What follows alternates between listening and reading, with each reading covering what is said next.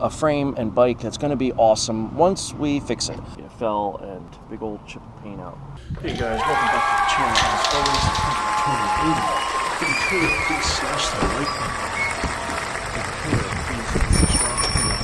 bell notification. Could, more than anything, drop me a comment down in the comments. Speaking of comments, go over to Johnny's Motorized Bicycles Facebook group and join that if you could. I'd appreciate that. It's free and you can keep the conversation going. If you need a link to that, all the links for everything is down in the description.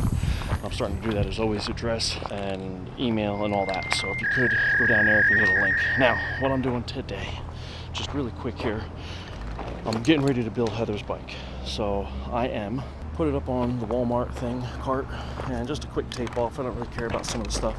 She wants it all purple, so that's what we're doing.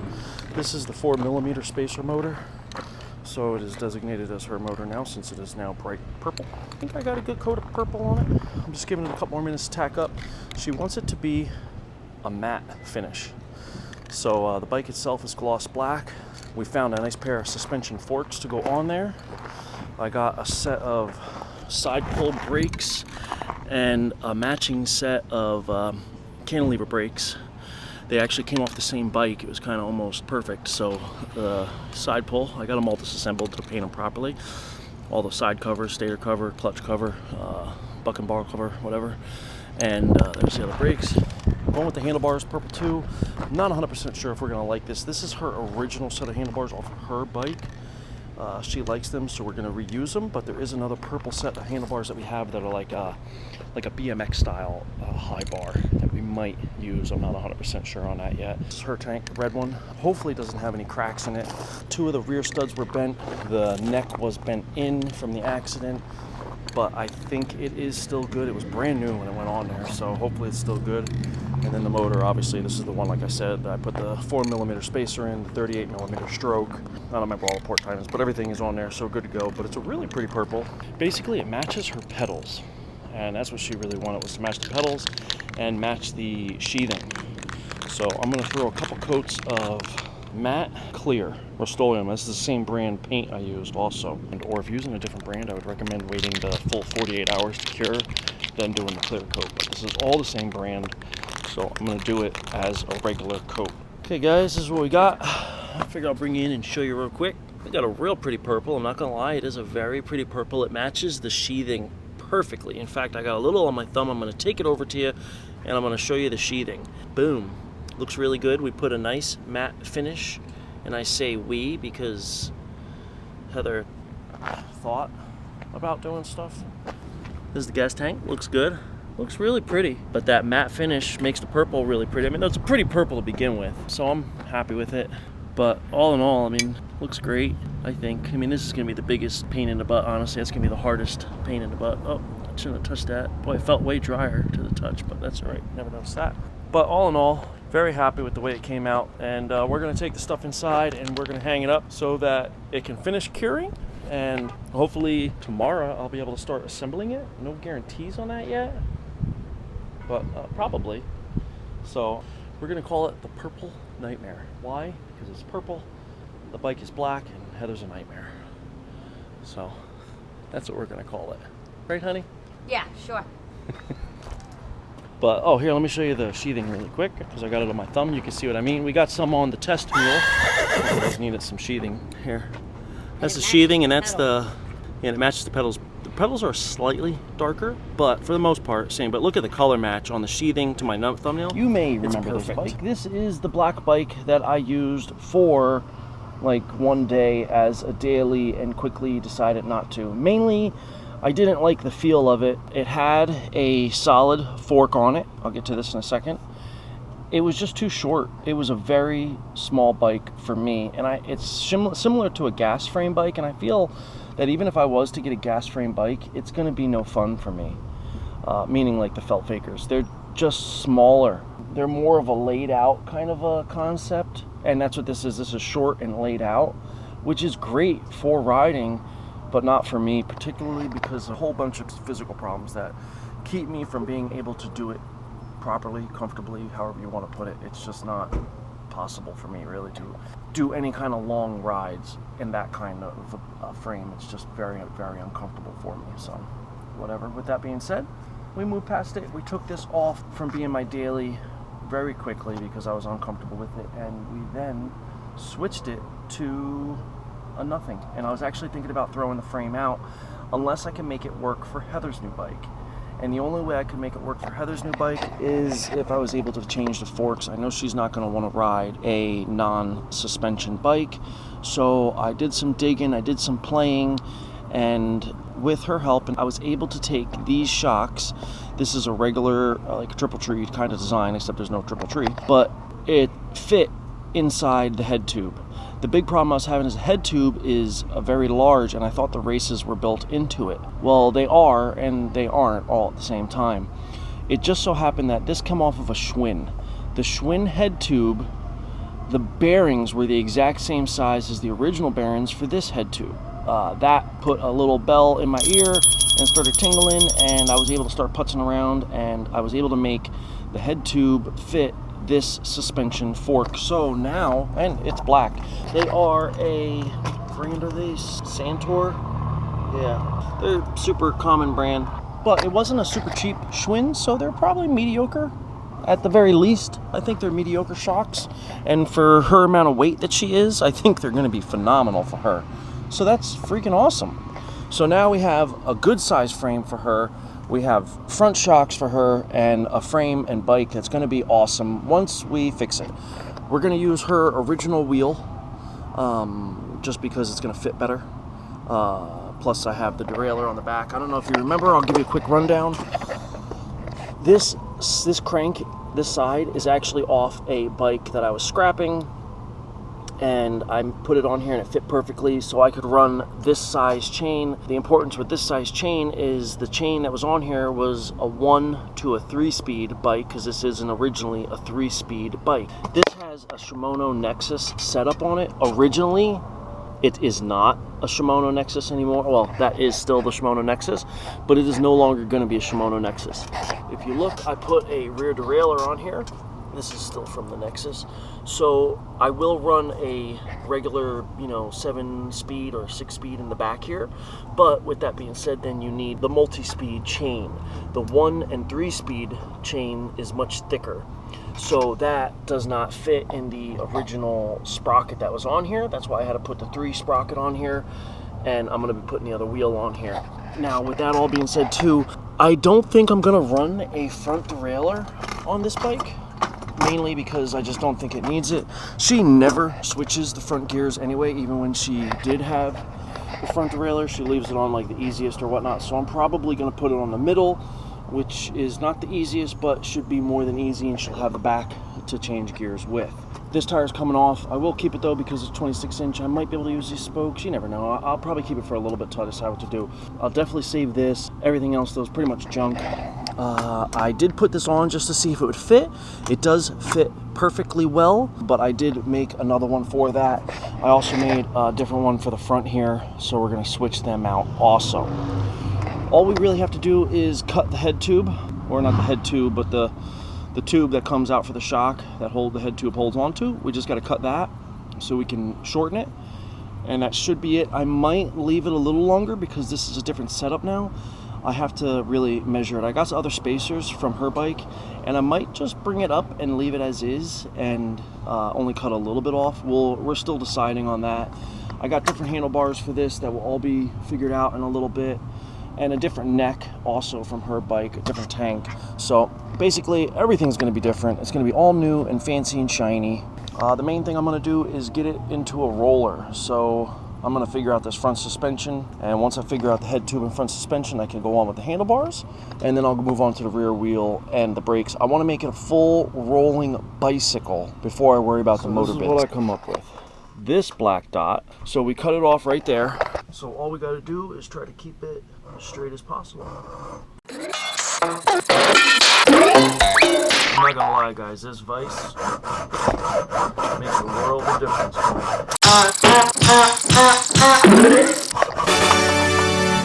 And we are through. Now we can start assembling the bike. See the cut? Okay guys, I am assembling my headset. I want to show something to you. This is how I grease the bearings. I'm using my finger with some grease on it like this. And I want you to watch right here. You'll see little bumps of grease getting squeezed out, okay? All I'm doing is wiping it against my finger. Pick it up. See that grease coming out there? That's packed. I move it over. I do it again. I need it on the back part of my finger here. And I just take little swipes, and all you're doing is pushing the grease through. But see, the importance of this is, see that one right there that my nail just touched? See how black it is and brown? The grease I'm using is the Lucas grease, and it's green. So that's the old grease, even though I just cleaned this. Now, I didn't have a parts cleaner, so I didn't clean it like that with a brush or anything, but I wiped it down really good. See the old grease coming out? So that's the old grease coming out. So you want to keep doing that until you get all that old grease out. Now, this is just a steering bearing, so in reality, these don't go through that much stress. They go more vertical stress than they do twisting stress, to be honest with you, because of the bumps and all that. But still want to have this greased up well, and you don't want any metal on metal, because that's just bad for it all the way around. And that's all I do, guys. And the reason I'm pointing this out to you is just so you guys have a way to do it. Now, it's the best way. I don't know. This is just the way I do it. And you just go around. I did it. I went all the way around. Just go around until it comes out, and those little like nipples come out on the end, and that's it. And you're good to go. All right. Hope that helps somebody. Okay, we are getting close to start clamping this down. Next, I'm using a variation of the ones from her original bike, which is the silver, and the ones that I got off of the bike I actually got this from. So I'm using a variation of both. I just stacked them because I wanted it to be up higher. Her neck is adjustable height-wise, so I want to start off high because she's so short. I want to be able to start off high and then keep it high so she can sit up and away from the front, but it's not bindy. I'd rather get some miles on it because I clamped the bearings a little bit because the balls were loose. So let it break in if it feels bad after 100 miles. So we'll see how it does, and if she's good, she's good. If she needs adjusting, she needs adjusting. But for now, this is where we are happy with it. So we've got the handlebars on. We only have a rear shifter on. That is hooked up, but I got to take it out. I was going to let this ride, but I have a little bit of extra purple sheathing. I'm going to put it right here, just so zip tie it to here, and it'll just look better than that. I have the rear rim on and mounted. I have the front rim on and mounted. This is not her original rim. Her original rim is obviously bent. I did mount the front brakes. I do not have anything adjusted. I did mount the rear brakes. Again, nothing is adjusted. I do have to run the cables. I don't know if I have enough sheathing for the brakes. I guess we're gonna find out. I will be taking these pedals off because she wants her pedals on, which I totally agree. Hers are animal pedals, and they're phenomenal pedals, but these do have really great little grippies, so I'll probably be putting these on my bike if they fit. No matter what, we will definitely not throw them out because I'm a hoarder. Alright guys, we got a small box of parts. We have a bike missing a lot of parts. Let's get crack-a-lacking. Okay guys, it is of course dark out, and I am still out here. Got dark like, I don't know, an hour ago. But I got my headlight, so I'm good. So, new news. Rear brake is working. Front brake is working. This is about where it's going to be, so I don't have it actually on yet. I just have it here with zip ties, so it's one thing kind of mounted. I got the cables run, zip tied nice. Same with the rear derailleur. Oh yeah, the rear derailleur is also working. I don't know if you guys can see it over there moving. That's me up here moving. So that's really awesome sauce. Yeah, so we're moseying right along. As it is right now, the next step is motor and fuel tank. Biggest problem I have is the fuel tank, because I do not know exactly what to do about that. Because the way they had it mounted was they reversed the mounts, bolted right to the tank, and then drilled a hole through the top of the frame like this, and then bolted it down. Well, both of those mounts broke, and they fell off when I took the original tank off. But it's a very odd type of setup. So that's where I'm at, and that's what I'm doing. But I think I'm gonna mount the motor next to get it on the bike so I could see how it's looking and see exactly where I want to put the tank. So far, so good. Okay guys, welcome back to the channel. channel. As always, it is the third day, mainly because I got late starts on the other days and just wasn't able to continue on, and today I wanted to come out early and work on it, but when I went to come outside, it was pouring rain. Actually, that's not true. I went to go get a coffee this morning, and it was beautiful. I was in a t-shirt and shorts. It was about 62 degrees, and by the time I got to the underpass, which is a block, half a block away from where I live, it started pouring. So I had to come in, and it's been about 2, maybe 3 hours of sitting inside and watching TikTok videos and publishing a new TikTok video, things like that. So whatever, is what it is. Yeah, I did paint the spark plug mainly because I didn't care and I didn't feel like plugging a hole, so I just let the spark plug in. But as far as placement, the carburetor fits in here fine. I was originally going to run with no front mounting plate and just going to go right into the front mount, but I forgot. This is a very old motor, this SEEUTEK. It has a very small front mount, and it just doesn't fit around this tube. Now, this is not a very large down tube, but it is large enough to cause an issue there, and I forgot. That's why I had a front mount on this. So I had to put the front mount on. That's what stopped me last night, and where I pick up today, nice and snug. I don't want to go too tight. I'm notorious for over tightening these back hardware, and like they're already starting to bend. That is actually fitting directly underneath by the skin of its teeth. Now I just turned it out to screw it on because it's not tight, but I was able to put it down in there and it seems to be okay. This, however, is not the same. I do have an air filter that I have cut. I think I'm gonna have to put the one where it's cut like this so it fits the shape. And so I'm gonna put that one on, and that would be very nice, I think. Okay guys, I don't know if you can tell, street lights are coming on and it is getting dark out. Once again, I'm out here in the dark. Figures. That's okay though. So I think I come up with a idea on how to mount these. I got my trusty headlamp on because it's dark, but for the most part, I think I have a really good bad idea. So that's what I'm gonna go with, is this really good bad idea. The new bad decision that we're gonna do. These are the old strut bars for my original rack on Terra Reed. Can you guys back up just a wee bit? Thanks. And I'm gonna use them to mount the tank. So what I think I'm gonna do is I'm gonna use them just like this, except on the frame like this. And I'm gonna do something I shouldn't do, but I'm gonna do it anyway because I'm thick-headed. I'm going to basically drill a couple more holes like this one has, and I'll pull it up so it's a little higher. I want it close to the head as possible. I'm then going to drill through the frame 2 holes with some long bolts all the way to the other side. Now I would like to put a piece of pipe in here of some sort, but just so that when I squeeze down, it squeezes on the pipe and not the frame. I think mounting it this way is the best option, because this way when I clamp it down, it gives it something to clamp against. And honestly, if I don't even have it where it's, like say I set these where they're a little high, I don't think it's a bad thing, because it allows the tank to not sit on the actual frame, which I have rubber there, so I'm not worried about that, but we all know how these things tend to crack easily, and I'm not trying to have it crack easily. I can mount the CDI now though, because I do know where the motor is going to be 100%. The motor is mounted, the clutch is on, and the throttle's on. They're not zip tied yet. I don't zip tie that stuff till I know it works. The only thing stopping me from running the bike right now is a chain, which is easy, and the fuel tank, which is not as easy, but totally doable. So that's what we got to work on. I think I'm going to move the bike so it's straight. I'm going to move it up against that and take it off the kickstand so I can start. Nice. Okay guys, I needed these holes to be exact for the 2 matching brackets I'm making, so they line up on opposite sides in the exact same spots for the holes. So all I did was put them back to back and then clamped them in a pair of ice grips. I'm obviously making a smaller hole first, and then I will make a larger hole. Ow. Yep, careful guys.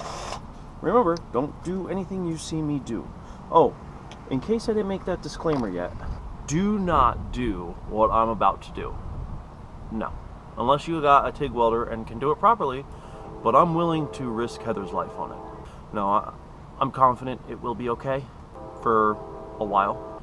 If I see an issue, I'll notice it. I will be keeping tight eyes on this whole build. Since I'm not riding it, I always look them over, especially hers, just for safety reasons, because she doesn't, and I know what can happen. But do not do what I'm doing. I have confidence in my abilities. So, there you go. My disclaimer. Okay guys, so all I have done is drilled the holes on the brackets and mounted the bracket to the tank. Okay guys, I'm cleaning up my tools, so you already know what that means. We are close. But I have an odd problem, and the problem is, it's too freaking cold out. No, I'm kidding, I've definitely had that problem before. My feet are frozen, because you know, I'm just sitting here not doing nothing except moving my hands. My hands are cold too, don't get me wrong, it is cold. Yeah, so let me just clean this up.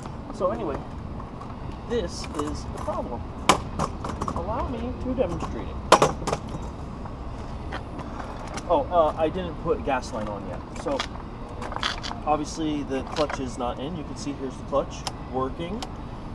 Before, the problem I had with this motor on my bike, or originally on the other bike, before I put it on my bike for a little bit, the clutch was no good. So that's why I put it on my bike for that day or two so I could test the clutch. I rebuilt it. You guys saw the video and everything. So I know that the clutch is good. But all of a sudden, look, clutch in, it's still, oh, it was stuck. Never mind. And now I got it adjusted too much. Alright, it was just frozen to the flywheel, I guess. It wasn't disengaging. Okay, crisis averted. New problem. This is too loose now. Okay, the only thing I don't have done then is fuel line. So let me get the fuel line on. I don't know if there's leaks in this tank, because this wasn't the tank that was in the accident. Quick, I'm not going to fill all the way up just because of that reason. Just enough to cover the bottom. Oh, it's coming out. Okay, now I'm just going to sit and park around here, guys, while I give her a peck. Not gonna lie, I'm pretty excited about this. I really, really like this build for her, so let's see how she does.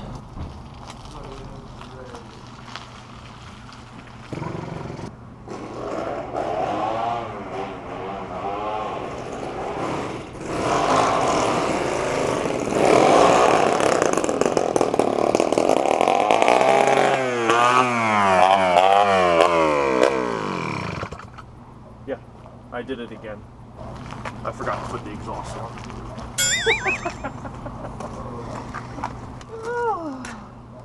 I was like, Jiminy, that thing's loud. Well, that explains why it's so loud, guys. What can I say? I'm an idiot. Alright, exhaust is on. Let's give her a go. I don't have my chest mount. That will be for tomorrow. This is just to make sure the clutch don't slip and that it just operates. Because it is way too cold outside right now. Something else I am noticing though is the fuel filter is leaking.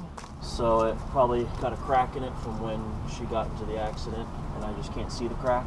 Let's give her a heck.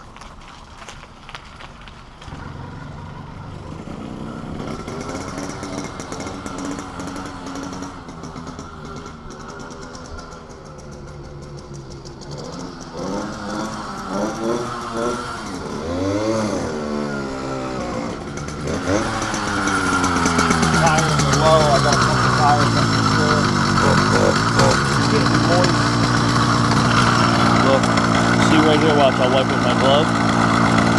Okay.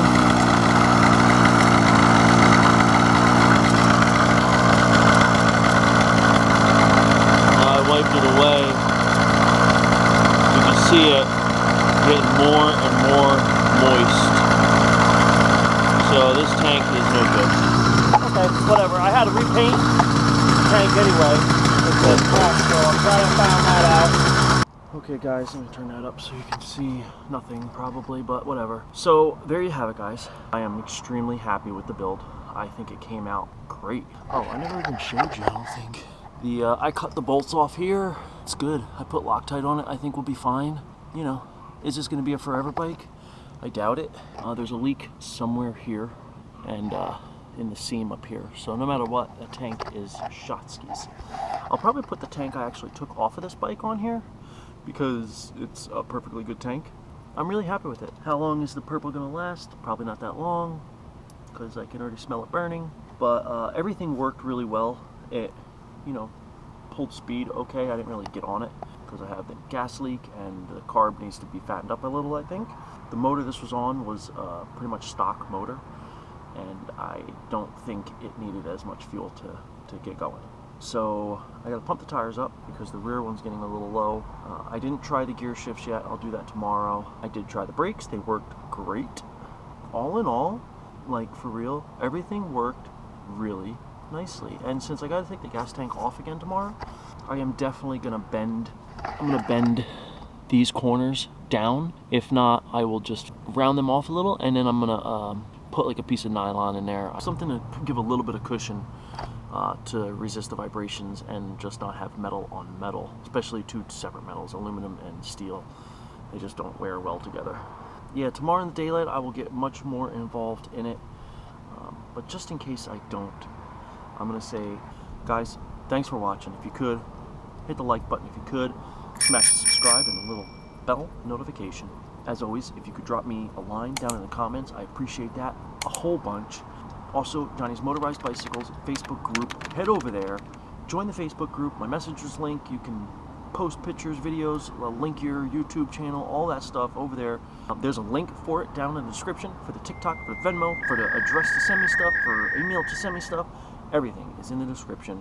So if you get a chance, go down there and check it out. As always, guys, thanks for watching. I will talk to you later. Peace.